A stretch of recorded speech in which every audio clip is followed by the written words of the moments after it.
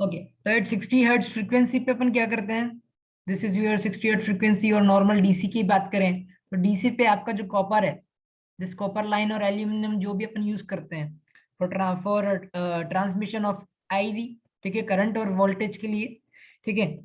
तो वहां पे इसके जो इक्विवेलेंट सर्किट नहीं बनता, इसका मतलब ये यहाँ का रेजिस्टेंस अपन आइडियली जीरो मानते हैं, ठीक है। इस प्रकार से रेजिस्टेंस वगैरह और जितने भी इंडक्टेंस कैपेसिटेंस वगैरह ये सारी चीजें ना जीरो के बराबर होती है इन केस जब डीसी की बात करते हैं, ठीक है। तभी आपका वोल्टेज और करंट इक्विवेलेंटली फाइंड आउट हो जाता है at the output side, okay. Because जब जैसे अपन टू वायर यूज करते हैं ना, यहाँ पे एक सिंगल वायर लिया है और this is again two wire, यहाँ पे कैपेसिटेंस लगा दिया है, ठीक है, ये कैपेसिटेंस लगा दिया। फिर और रेजिस्टेंस की बात कर लेते हैं, एक मीटर को मैं थोड़ा सा इसको क्लियर करके फिर बताता हूँ आपको। चलो अपन मैं एक सर्किट बताता हूँ, ठीक है। तो दिस इज योर रेजिस्टेंस और एक और रेजिस्टेंस ये है, और यहाँ पे अपनों ने एक वायर लगाया है और सॉरी बैटरी लगाई है, बैटरी 5 वोल्ट की, ओके, 5 वोल्ट, 5 वोल्ट। यहाँ पे 1 ओम का रेजिस्टेंस है, यहाँ पे भी 1 ओम का रेजिस्टेंस है। आप मुझे बता सकते हो कि यहाँ पे कितना वोल्टेज आएगा, बताओ इस रेजिस्टेंस पे, एनीवन, बोलो यार। 5 वोल्ट का बैटरी लगाइए और मैं पूछ रहा हूँ कि कितना कितना वोल्टेज आएगा इन दोनों रेजिस्टेंस पे, एक 1 ओम के रेजिस्टेंस है ये, किसी को नहीं पता? हेलो, नहीं आता क्या सोल्व करना आपको रेजिस्टेंस सर्किट? आशीष, राहुल, विजय, एनीवन? अरे हाँ या ना में जवाब दो यार, बोलो। नहीं पता? मेरी आवाज नहीं आ रही है क्या? नहीं पता क्या? हेलो,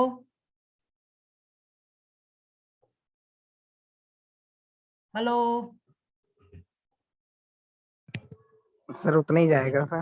कितना जाएगा इस 1 ओम रेजिस्टेंस में, कितना वोल्टेज आएगा? सर दोनों में ही बराबर जाएगा। यस, कितना जाएगा? 2.5, इसमें 2.5 यस सर। और इसमें भी 2.5 बट होगा, जाएगा, यस है सर। ना। तो यहाँ से लेके यहाँ तक का जो कॉपर वाला पार्ट था, जो अपनों ने जो ऐड किया था कॉपर या एल्यूमिनियम से, ठीक है, तो उसका वोल्टेज कितना है? V0, यस और नो? केवल इतनी सी लाइन का बोल रहा हूँ, यस यहाँ से सर। यहाँ तक का, या फिर जितना वोल्टेज यहाँ से जा रहा है जीरो की बजाय अगर ये 5 है तो 5 का 5 ही यहाँ पे चला जाएगा, ओके। क्योंकि अपन अगर ये 2 पॉइंट लें इसी इसी पॉइंट पे, तो ये एक पॉइंट यहाँ है और this is second point, okay. तो यहाँ पे अगर 5 वोल्ट है तो यहाँ पे भी कितना होना चाहिए? 5 वोल्ट होना चाहिए, यस और नो? तो 5 - 5 इस यस पूरे सर। ट्रांसमिशन लाइन, यानी कि यहाँ से लेके इस कॉपर पर पूरा का पूरा जो वोल्टेज रहेगा हमेशा कितना रहेगा? कांस्टेंट रहेगा, 5 वोल्ट। लेकिन जब अपन एट हाई फ्रिक्वेंसी की बात करते हैं, एट हाई फ्रिक्वेंसी पे क्या होता है? जो आपकी ट्रांसमिशन लाइन रहती है, ये ट्रांसमिशन लाइन है इस प्रकार की, 2 वायर कंडक्टर अपन यूज कर रहे हैं, ठीक है। तो यहाँ का जो वोल्टेज और यहाँ का जो वोल्टेज सेम नहीं रहता। This is known as a generator voltage, VG, this is represent as a VG, okay. और दिस इज योर लोड, यहाँ पे अपना लोड लगाया, ओके। आर, आर से भी रिप्रेजेंट कर सकते हैं, जेड से भी रिप्रेजेंट कर सकते हैं, ओके। और ये आपकी ट्रांसमिशन लाइन है, दिस इज L लेंथ। इस प्रकार से आप एनी ट्रांसमिशन लाइन को इस प्रकार से रिप्रेजेंट कर सकते हो, this is your L length transmission.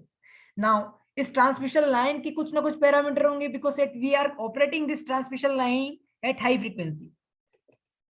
High frequency का मतलब यहाँ पे मेगाहर्ट्ज में, ओके। दिस इज जो फ्रीक्वेंसी अपन यूज कर रहे हैं वो मेगाहर्ट्ज में यूज कर रहे हैं, 1 मेगाहर्ट्ज, 2 मेगाहर्ट्ज, 3 मेगाहर्ट्ज। अब यहाँ पे डीसी नहीं है, तो ये जो कॉपर पार्ट है ना, दिस इज जो कॉपर पार्ट है, ये जो ट्रांसमिशन लाइन वो कभी भी आपका यहाँ पे सेम वोल्टेज नहीं है। अगर यहाँ पे 1 वोल्ट है तो यहाँ पे कभी भी 1 वोल्ट नहीं आएगा, यहाँ पे 3 वोल्ट हो सकता है, 5 वोल्ट हो सकता है, 6 वोल्ट हो सकता है, 10 वोल्ट हो सकता है।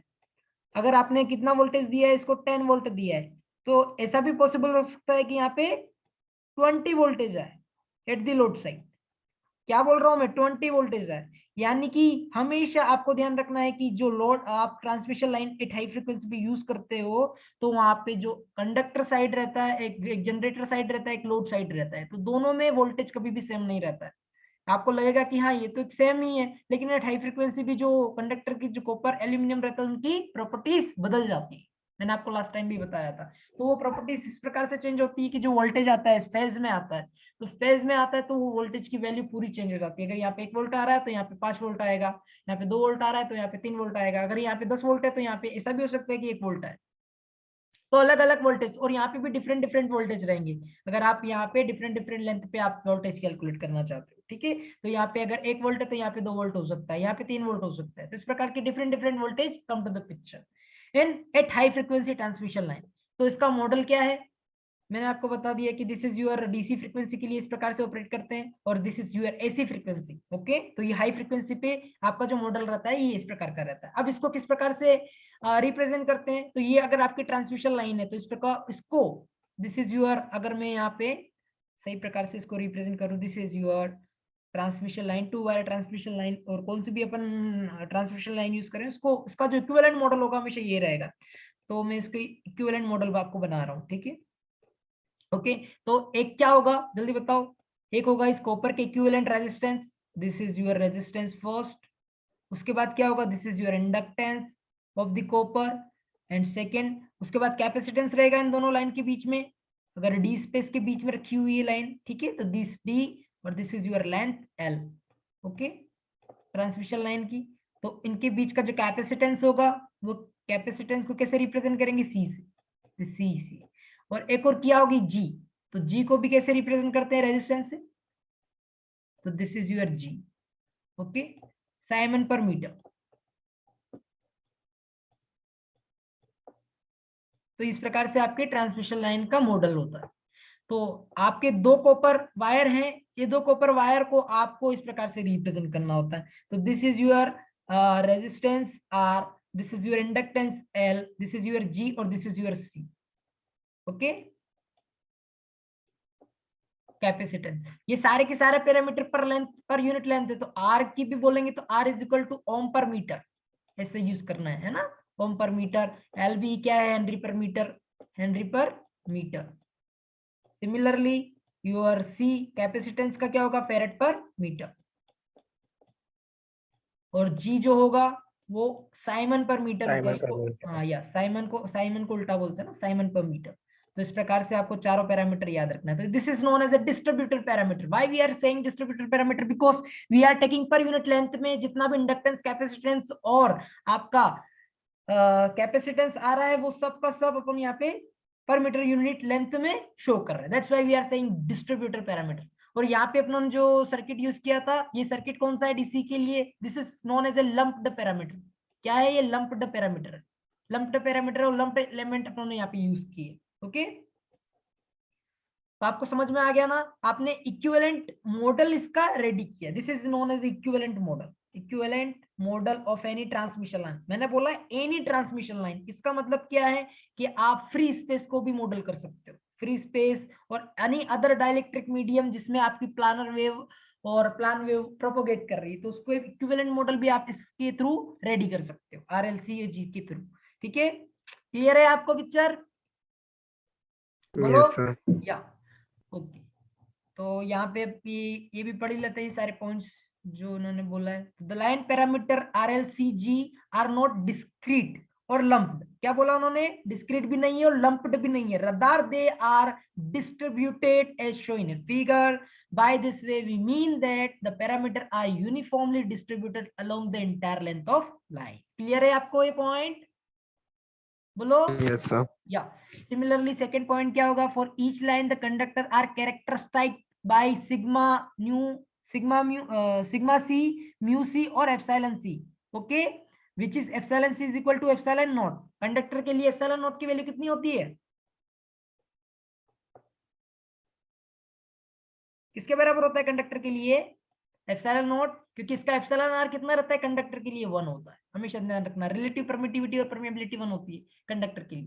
क्लियर है, that's why we are yes sir. Taking. और सिग्मा सी का मतलब क्या है, कंडक्टर की कंडक्टिविटी। सिग्मा सी का मतलब क्या है, कंडक्टर की कंडक्टिविटी।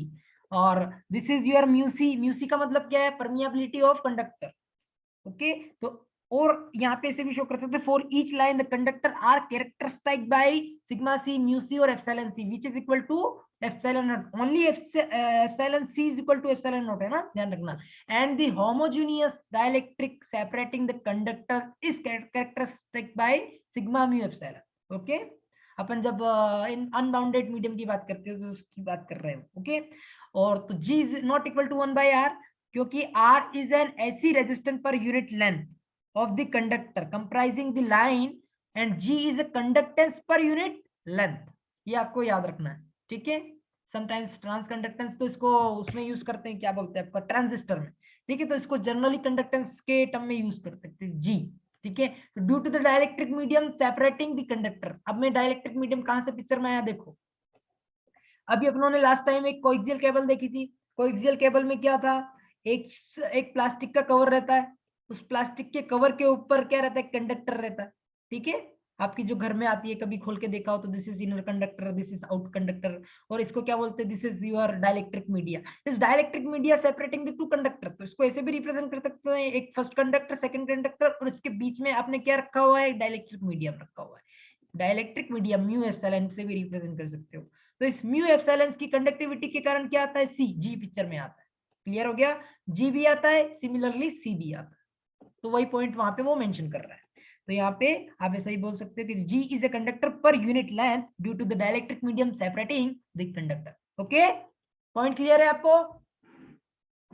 Yes sir. या the value of L is shown in the table 11.2। अभी आपको सारी वैल्यूज यहाँ पे बता दी है, कोएक्सियल लाइन के लिए, 2 वायर लाइन के लिए और प्लानर लाइन के लिए। ओके, तो ये आपको टेबल याद करनी है इनकेस अगर आपका ऑब्जेक्टिव टाइप क्वेश्चन आता है। Okay, now the value of L shown in the table 11.1 is external inductance पर यूनिट लेंथ। ओके, ये सारे के सारे जो हैं क्या है, external per unit length inductance है। That L is L equal to L external, that effect of internal inductance L is equal to R by omega, R negligible at the high frequency at which most of communication system operate. For each line L is equal to mu epsilon and G by C equal to sigma by epsilon। ये आपको याद रखना है। Okay, let me some explaining something L external और L internal। L external क्या होता है? L external जो सरफेस है, अब मैंने आपको लास्ट टाइम भी बताया था, स्किन इफेक्ट बताया था। स्किन इफेक्ट में क्या होता है कि जो आपका electric field, inside electric field कितना रहता है कंडक्टर के, 0। तो वहां पे वोल्टेज का कहाँ रहता है, ओनली सरफेस पे ही आपका एग्जिस्ट करता है। करंट कहाँ पे, सरफेस पे एग्जिस्ट करता है। इसलिए डिफरेंट डिफरेंट अपन बहुत सारे वायर्स बनाते हैं, एक रादर देन एक सिंगल कंडक्टर की बजाय, क्योंकि आपका इनसाइड दी कोर में आपका कोई भी प्रोपोगेशन नहीं होता है करंट का भी और वोल्टेज का, ओनली सरफेस पे होता है। ठीक है, तो सरफेस पे होता है, तो सरफेस का इंटरनल, सरफेस का एक्सटर्नल इंडक्टेंस क्या होता है, Lx, और इंटरनल को क्या बोलते हैं, L internal, L internal inductance.